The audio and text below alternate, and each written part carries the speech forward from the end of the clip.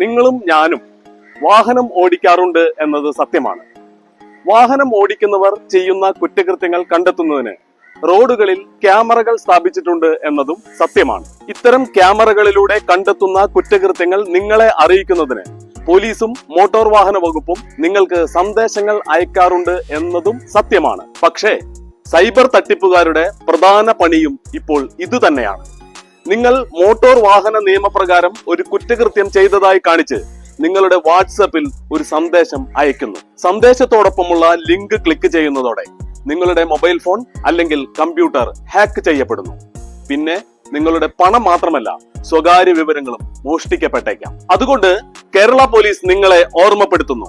നിങ്ങൾ മോട്ടോർ വാഹന നിയമപ്രകാരം ഒരു കുറ്റകൃത്യം ചെയ്തതായി കാണിച്ച് നിങ്ങളിൽ നിന്നും പിഴ ഈടാക്കുന്നതിന് വേണ്ടി വാട്സപ്പിലൂടെ സന്ദേശം അയക്കുകയില്ല.